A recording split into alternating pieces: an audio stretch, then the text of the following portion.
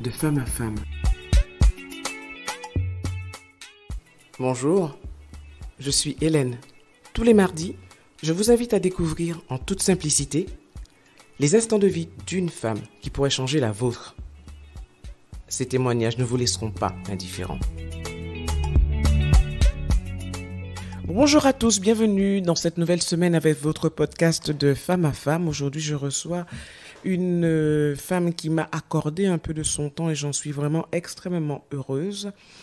Je ne vais pas la garder très longtemps, mais je pense que vous aimerez tout comme moi ce qu'elle a à partager avec nous. Bonjour Cynthia. Bonjour Hélène. Merci d'avoir pris le temps pour moi. Et merci de m'avoir invitée. Oh, je suis trop contente. Je suis émue en fait. Comment vas-tu aujourd'hui? Ah, je vais très bien. Très bien. Ça fait du bien d'entendre ça. Oui. Waouh. Surtout qu'en plus, même quand il pleut, je dis toujours, notre Guadeloupe est belle même lorsqu'il pleut. Ah, mais tout à fait, puisque la pluie même apporte ses miracles. Absolument, j'ai envie de dire. Absolument. Dis-nous, Cynthia, qu'est-ce que tu souhaites partager avec nous aujourd'hui? Alors, je vais partager avec vous un fragment, une partie, une des pages du livre de ma vie. Comme je dis, une tranche de vie. Une tranche de vie, tout à fait. Puisque, enfin, j'ai compris le ton aussi de cette émission, d'une rencontre. Ce n'est pas le lieu de l'épanchement, mais le lieu aussi d'un... Parfois, on vit des choses et on les garde pour soi. Et pourtant, en les disant, ça peut aussi amener... en tout cas, non pas des solutions en soi, mais des portes, des perspectives à d'autres femmes. Et dans ce que je vais raconter, de ce que j'ai vécu, je pense qu'il n'y a jamais eu de silence. Et la parole que je déploie aujourd'hui, je l'ai toujours déployée, mais je pense qu'aujourd'hui, je la dis avec plus de recul, plus de maturité sur ce que j'ai vécu. Mais ce qui était important, en tout cas pour moi, tout le temps, c'était de ne jamais se taire. Et alors, qu'est-ce que tu n'as jamais tu? Ce que je n'ai jamais tu, c'est que en 2021, donc j'ai eu une grossesse et c'était le fruit en fait d'une attente très forte, d'une très longue attente, puisque aujourd'hui, en tout cas, moi j'ai 44 ans. Et je pense que j'ai fait tout un travail aussi d'accompagnement avec la PMA, en tout cas pour tout ce qui est assistance à la procréation. Et c'est vrai que c'est un cheminement, parfois quand les femmes passent par là, elles n'en parlent pas forcément. On a l'impression que c'est un peu tabou dans nos sociétés, alors que finalement, il me semble que c'est à cet endroit qu'il devrait y avoir aussi, je pense, plus de visibilité quand on est dans une société, notamment qui est une société dite vieillissante, et qu'il n'y ait pas de réflexion aujourd'hui sur cette maternité. Ce n'est pas un chemin obligatoire. Je pense que c'est le choix de chaque femme ou de chaque foyer. Il n'y a pas d'obligation particulière. Enfin, moi, ce n'était pas une préoccupation absolue. Enfin, je me disais un jour, ça se fera. Mais bon, au moment où le rêve est vraiment né, incarné, où je suis dans un foyer où je peux nourrir ce rêve, je me rends compte que, bon, 1 an, 2 ans, 3 ans, 4 ans, il n'y a pas ce rêve, ce souhait. Cette concrétisation. Et je viens aussi d'un cheminement, parce que là, je parle de 2021.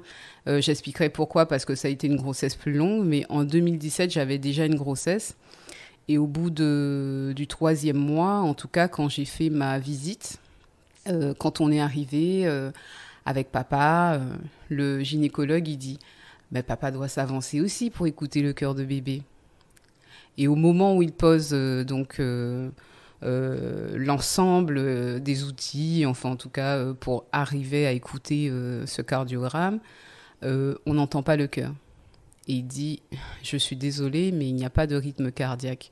Il va falloir vous diriger au CHU. » Et donc ça, c'est extrêmement... on a l'impression que le monde s'effondre. C'est violent. C'est extrêmement violent parce que on reçoit et en même temps on perd.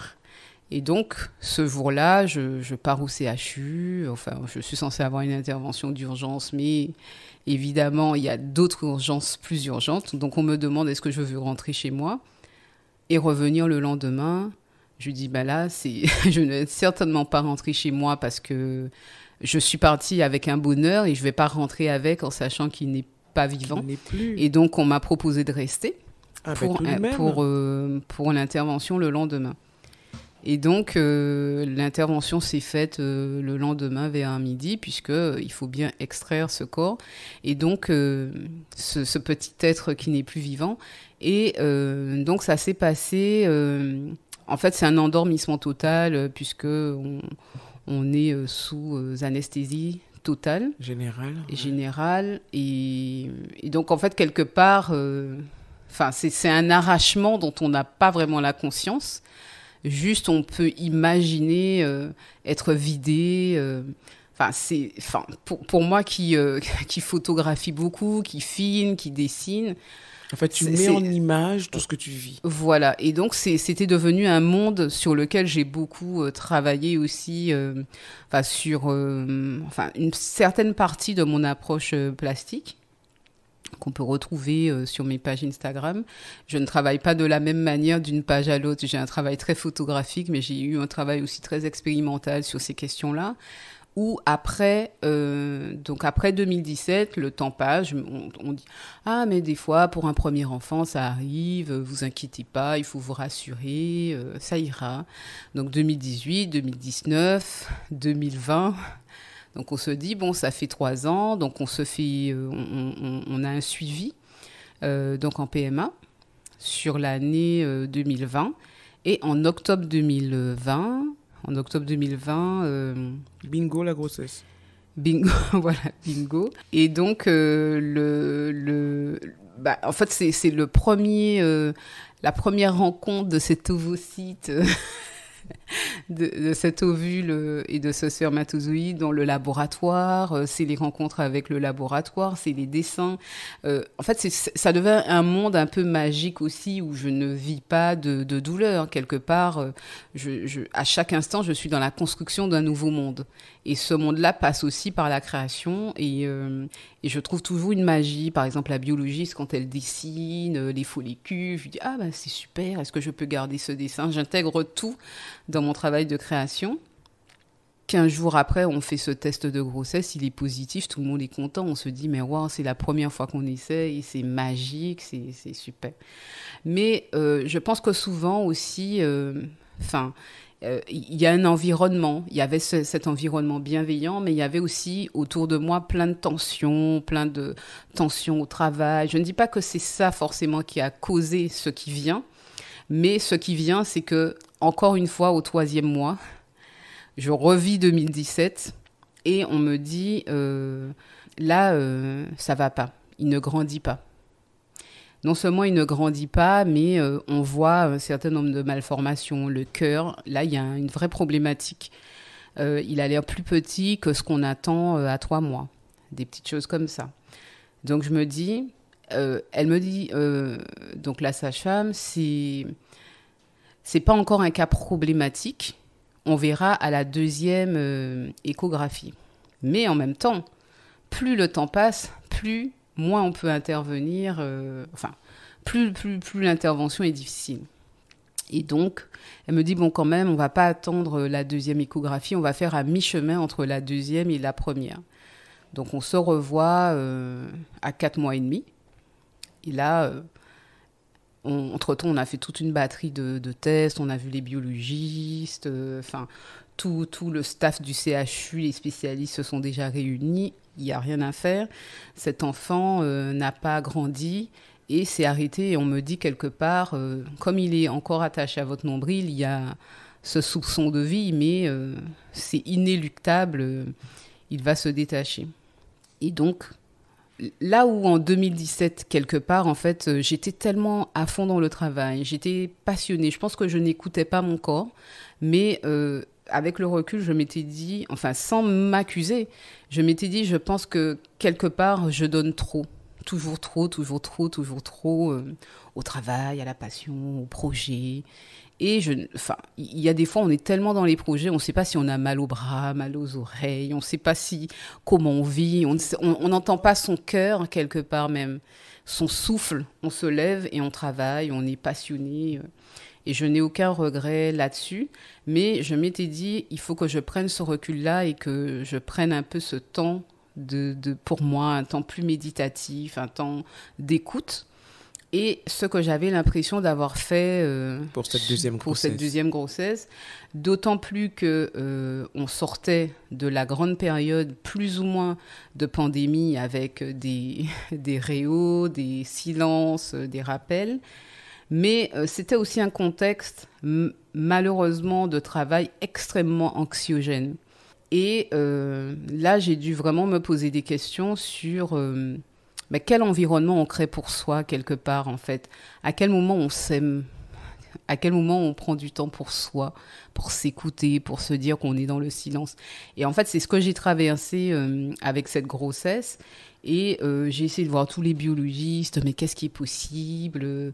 Comment on peut le garder? Enfin, et le verdict était le verdict.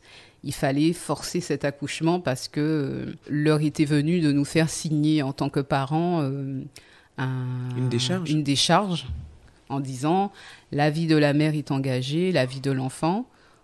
Maintenant, comme le corps médical dit, on n'est pas Dieu. On ne peut pas prendre de décision absolue pour vous, mais il y a un accompagnement à faire et c'est urgent. Donc on s'est dit, il faut faire aussi le choix de la vie et que d'autres perspectives sont possibles. Que si cette vie s'est créée, encore elle pourra se recréer. Donc cet enfant, donc on sait qu'il va naître, mais qu'il ne va pas faire ce grand cri. Et je sais que par rapport à la première fois où j'étais endormie complètement et que cet enlèvement s'est fait sans une physicalité consciente, là, je sais que je vais accoucher. Donc, j'ai tout le processus. On t'a déclenché. Voilà, c'est ça. J'ai tout le processus et j'ai la péridurale, enfin, etc. Et en plus, ça prend un temps, mais infini, quoi, infini.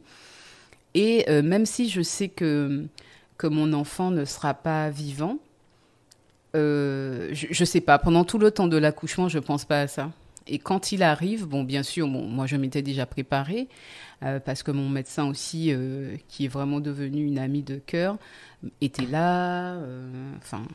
Et donc, il y avait mon frère, enfin voilà, j'étais vraiment très entourée. En fait, on t'a déclenché à 5 mois.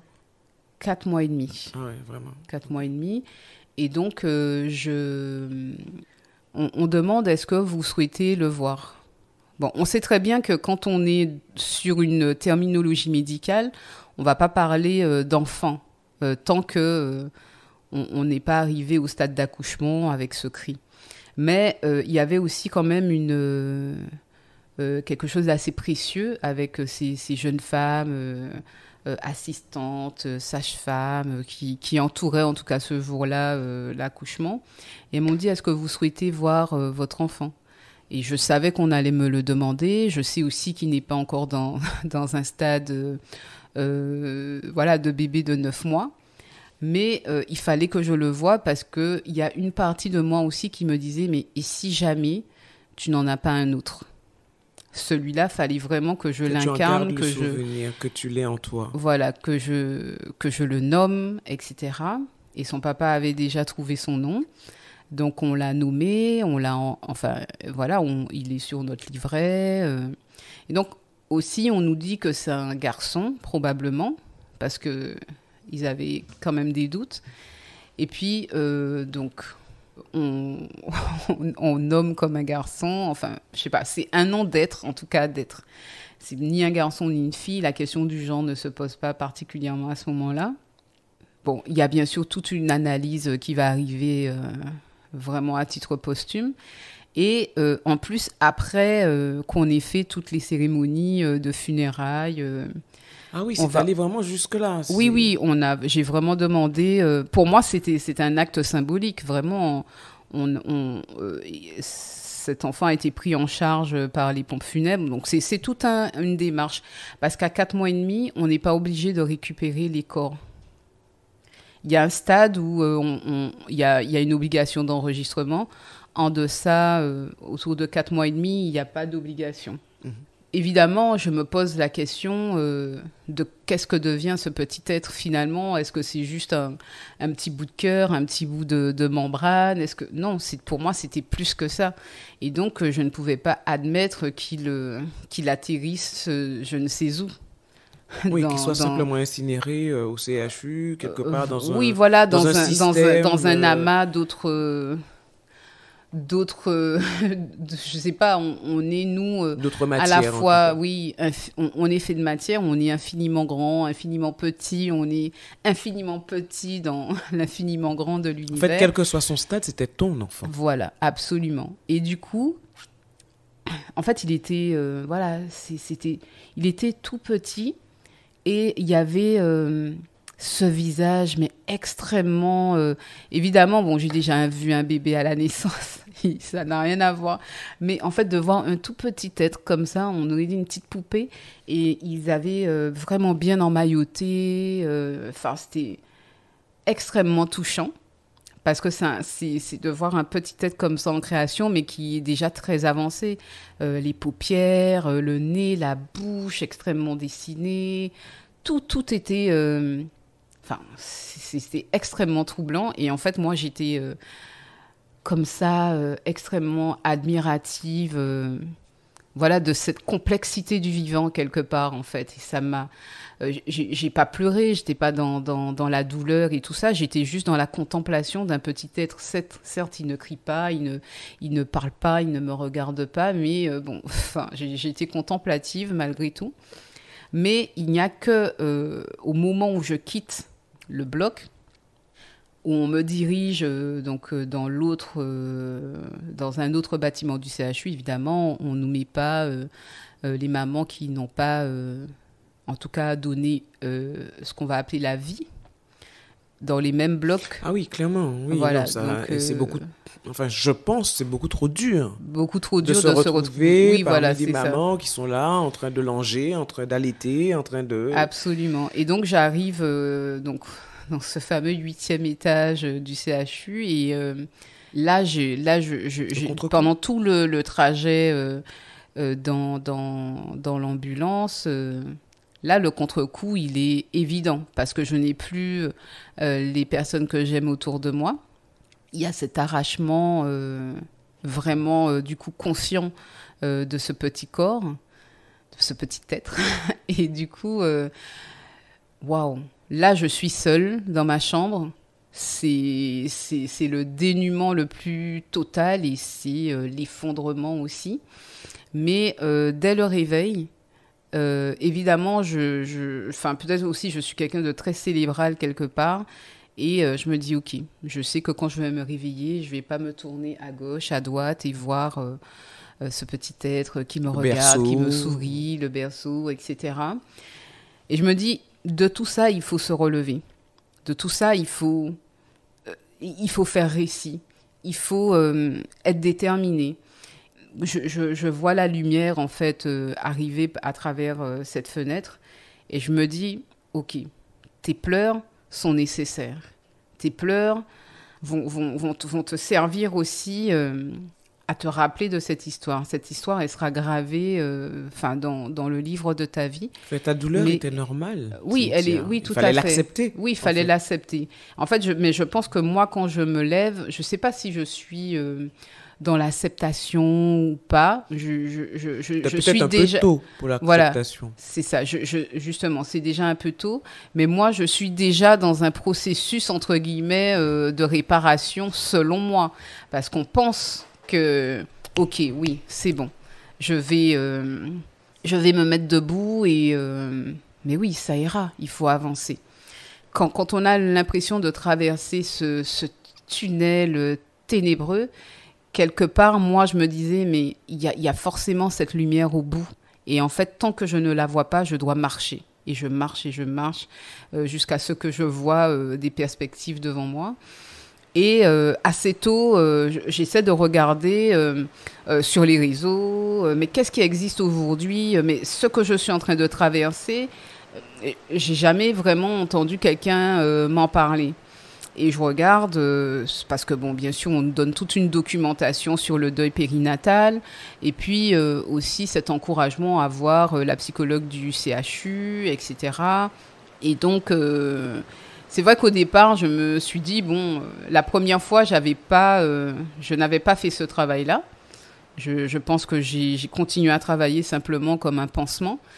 Et donc, au CHU, on me demande, oui, mais voilà, on voit dans votre parcours que c'est la deuxième fois. Est-ce que la première fois, vous aviez eu une prise en charge ou une écoute psychologique? J'ai dit oui, on me l'a proposé, mais je n'ai pas estimé nécessaire. Je pouvais me mettre debout seule. Et donc, là, on m'encourage à rencontrer cette dame, cette psychologue. Et elle est extrêmement gentille, tout à fait lumineuse. On a de grandes conversations tout à fait philosophiques et tout. Et elle me dit, prenez le temps de pleurer. Parce que quand je vous parle, vous avez une telle maturité qu'aujourd'hui même, je voudrais vous inviter à rencontrer d'autres femmes pour en parler. Mais en tout cas, ça me surprend dans une certaine mesure la force de vous relever que vous avez. Mais je ne dis pas que cette force n'est pas nécessaire, mais prenez aussi le temps de vous trouver et de... Accorde-toi de pleurer. Voilà, accorde-toi de pleurer. Et je pense que moi, depuis longtemps, j'avais fait... Je suis une petite fille. Des fois, on demandait à ma mère, mais est-ce qu'elle est muette? Et maintenant, c'est le contraire. Quand je raconte des histoires à la maison, mes beaux-enfants, ils disent... non, mais là, Tati, tu veux aller où? Et mon chéri dit toujours ça. Mais c'est quoi la fin de l'histoire? Je dis, mais c'est comme ça. Arrête de délayer, va droit au but. Je dis, mais c'est comme ça. Il y a l'arrière-pays, il y a tout ça. On doit après... Voilà.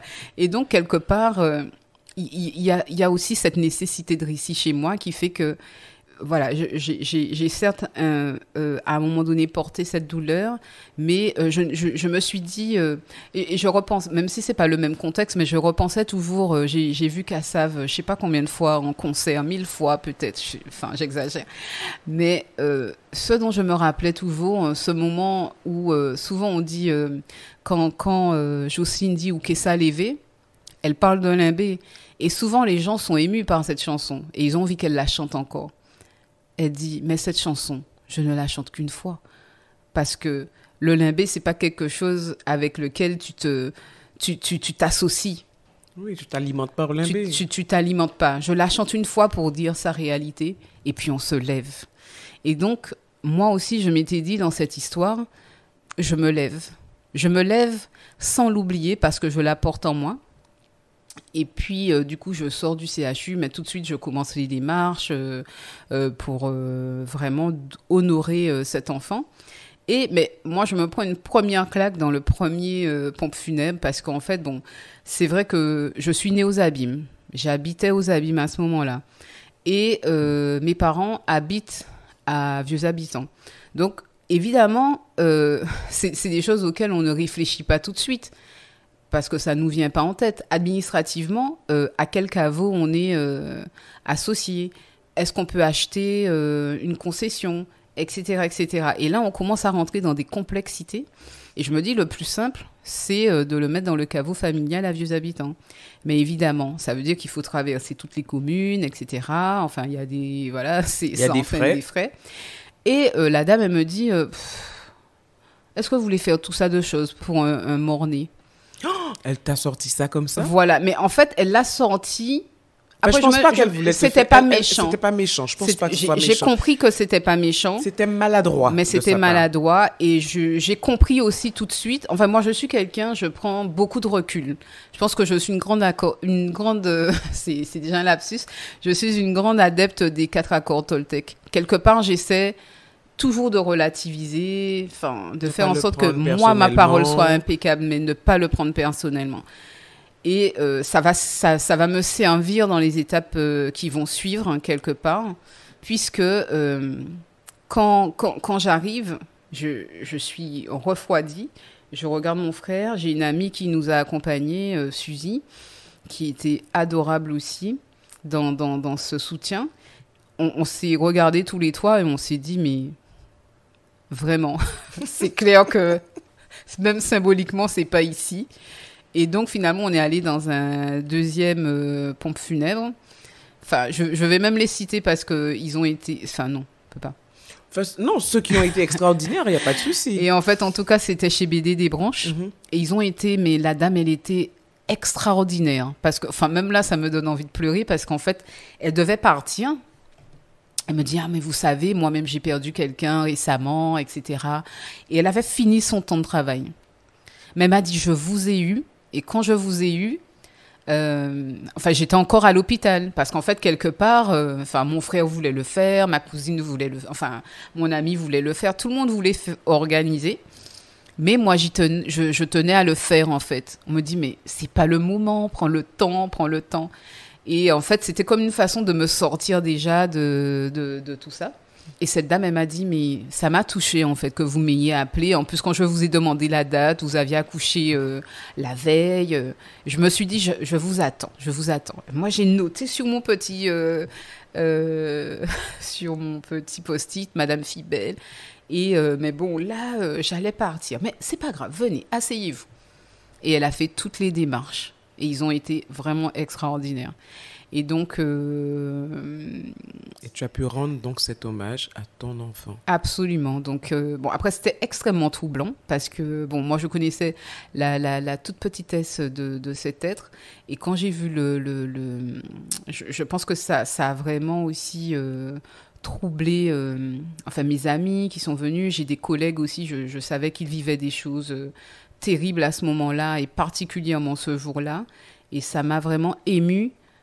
Parce que en fait, j'avais pas, je les avais pas particulièrement invités, mais ils étaient tenus au courant. Parce que en fait, je voulais me maîtriser aussi. Je pense que j'étais fondamentalement dans la maîtrise et dans une réparation que je voulais, en autogestion quelque part. Tu es dans le contrôle. Dans le contrôle, c'est vrai. Et je ne l'ai pas toujours été parce que justement, je disais justement qu'au début, on demandait à mes parents, mais est-ce qu'elle est muette ? Et ça avait du sens, c'est parce que j'étais toujours dans le silence, je ne disais pas forcément les choses, et j'étais extrêmement émotive, jusqu'à très tard. Et puis, je me suis rendu compte que cette émotion, c'est-à-dire que je pouvais prendre l'émotion de tout le monde, c'était... Tu es empathique. Ah oui, mais c'était une empathie à outrance, hein. C'est presque un pléonasme. Mais, je raconte j'ouvre une toute petite parenthèse. Un jour, je suis dans un train et pendant tout le train, je vois un monsieur assez âgé et je me dis, mais tiens, il a beaucoup de difficultés à se mouvoir, tout ça. Et je me dis, mais quand même, est-ce qu'il a une famille ? Est-ce qu'il a pris le train tout seul, etc. Je sais pas, je m'inquiète pour lui. Tu as déjà monté ton histoire. Toute une histoire. Et puis finalement, on descend du train et là, je vois un monsieur qui vient à sa rencontre et qui dit papa et qui le prend dans ses bras et j'ai pleuré. En fait, je me suis dit, Et là, je me suis dit, non, mais là, franchement, trop d'émotions. Et en fait, pendant longtemps, j'avais cette émotion à fleur de peau et j'ai commencé vraiment à faire un travail aussi sur moi pour raisonner. C'est pas quelque chose de mauvais en soi. Hein, mais non, pas du tout. Mais il faut juste le canaliser. C'est important, de canaliser ses émotions. Et quand j'ai vécu, moi, ces histoires, 2017, avec plus de recul, mais 2021, et du coup, en fait, j'ai accouché le 20 janvier 2022. Et je me suis dit, il faut toujours que je rattache à un récit. C'est ce qui me permet de sortir de ma douleur, quelque part, et de dire, elle existe, mais elle a un sens. Et donc, je dis, tu sais, on l'avait appelé Keidonou, et je lui dis, tu sais, merci mon petit nounou, tu vois, parce que... Et bon, après, comme j'ai parlé du cariotype, finalement, c'était une fille. Alors, ma petite nounou, ma petite étoile, merci, parce que, en fait, comme Fanon dit, chaque génération aura sa mission, et va évidemment la réussir ou la trahir.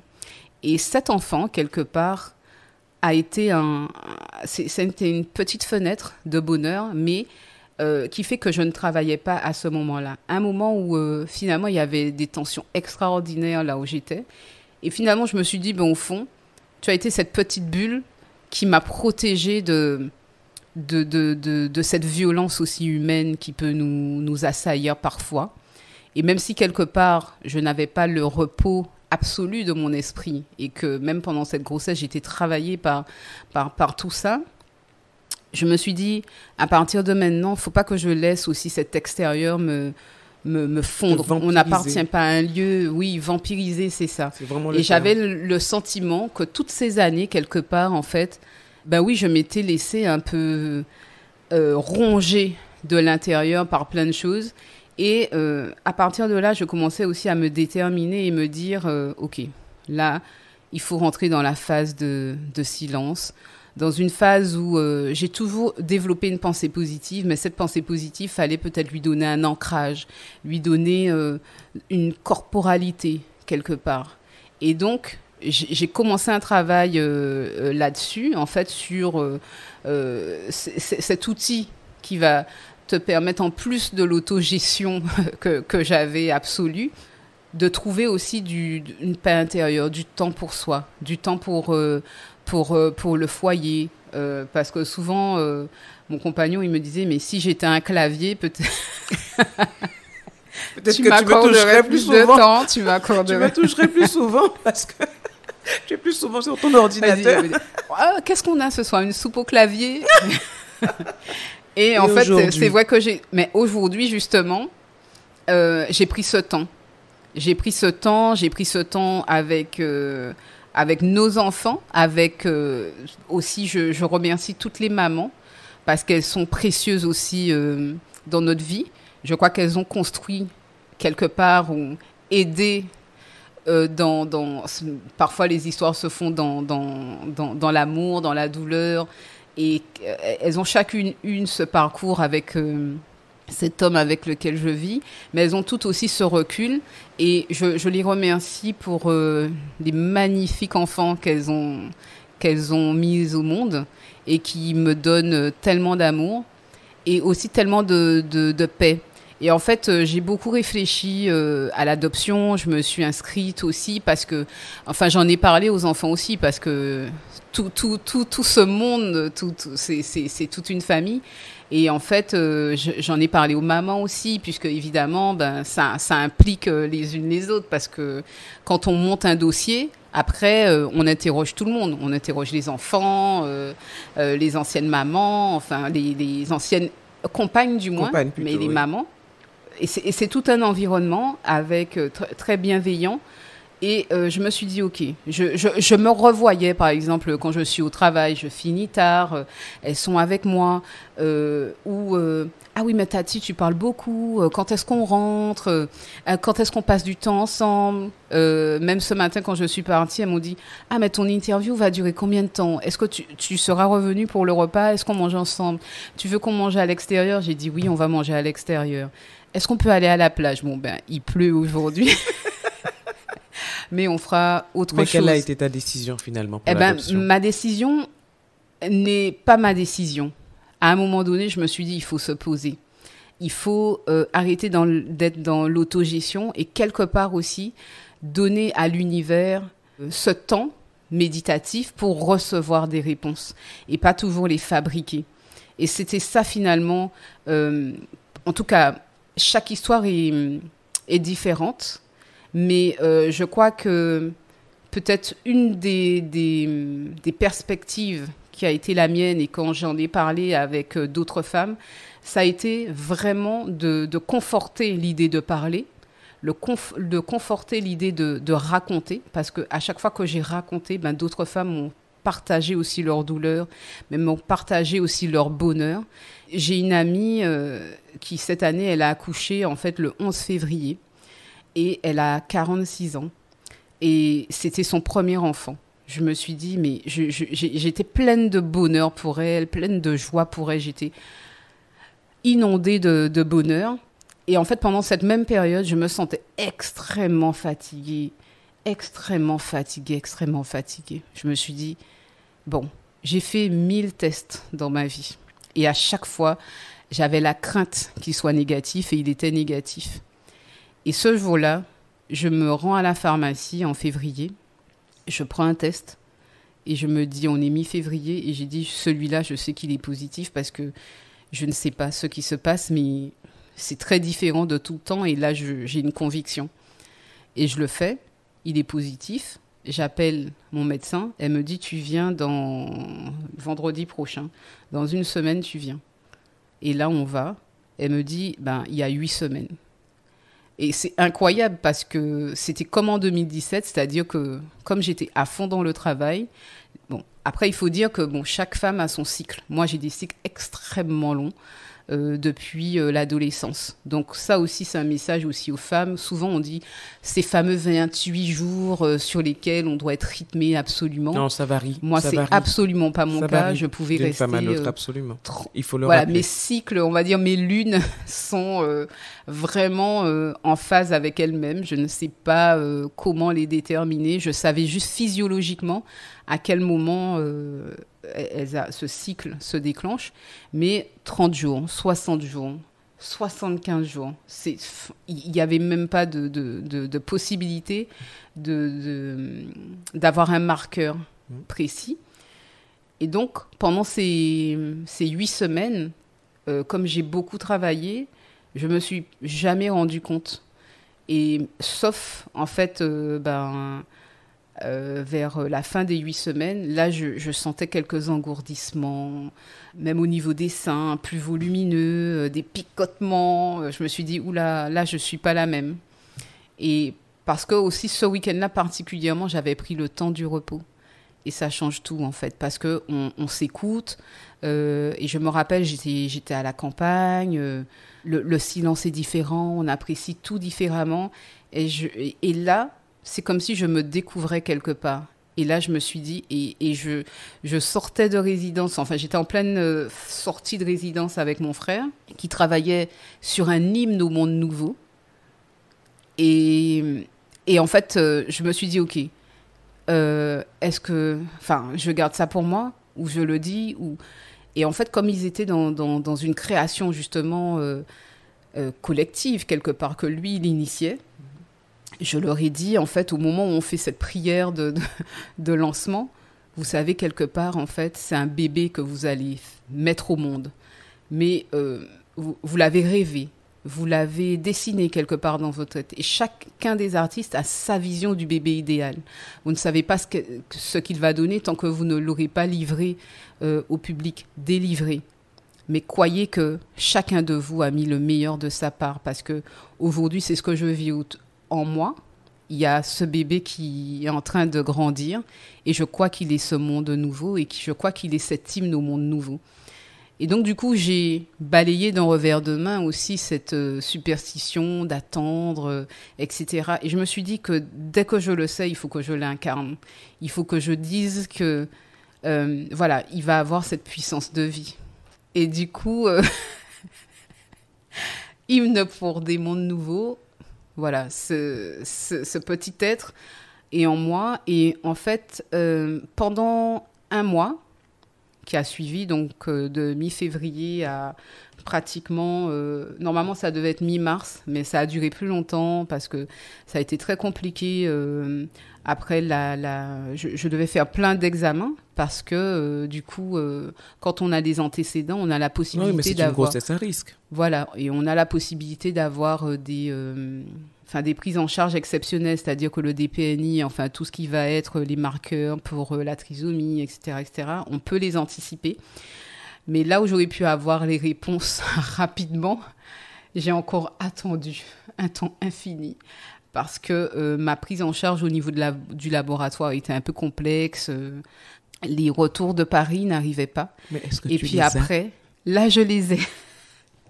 La délivrance de... Voilà. Comme quoi, on peut espérer, de 2017 à 2023, toutes ces années qui se sont écoulées, toutes ces années où j'ai nourri la patience, et j'ai nourri aussi cette pensée positive en me disant que, quand on a un rêve, il faut aussi l'incarner et l'écouter.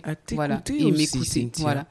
Oui, parce que souvent, on n'ose pas passer des pas. Moi, je sais que, en fait, ça demande aussi une certaine, parfois une certaine violence vis-à-vis de soi-même.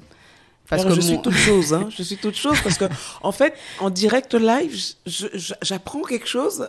Oui, et que je n'ai pas dit dans l'espace public. Qui me remplit de joie. Oui. Qui me remplit de joie. Et tu vas tirer des apprentissages de tes expériences précédentes. Oui, pour prendre le temps. Ne pas laisser ton environnement extérieur. Voilà, te submerger. Te vampiriser, te faire du mal. Et te recentrer sur toi et sur ce petit être qui grandit en toi. Absolument. Et c'est ça Enfin oui, c'est ce que j'ai appris, que parfois il faut savoir rompre avec certaines choses pour se donner du temps pour soi. Et c'était très important. C'est le plus grand message que tu as passé aujourd'hui, en fait. Et finalement, oui, savoir s'écouter. Et puis, parfois, on ne sait pas s'écouter, mais on peut tendre l'oreille et écouter des personnes qui sont proches de nous, des personnes qui sont bienveillantes et qui nous portent. Et donc, pour toutes ces personnes bienveillantes autour de moi qui se reconnaîtront, je salue leur âme et leur beauté et leur lumière. Oui. Merci à toi pour ce partage. Je crois qu'on va franchement s'arrêter là, parce que sinon on parlerait pendant des heures avec Cynthia. Je suis émue. Je suis franchement émue parce que je ne savais pas de quoi tu allais me parler.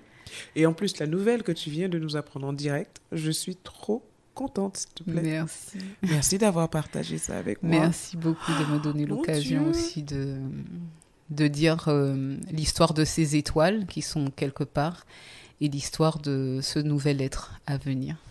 Merci à toi, Cynthia. Merci. Prends surtout grand soin de toi. Absolument. Je te fais confiance, tu restes à l'écoute de Cynthia. Absolument, c'est la grande devise. La grande priorité. Absolument. À bientôt. Merci, à très bientôt.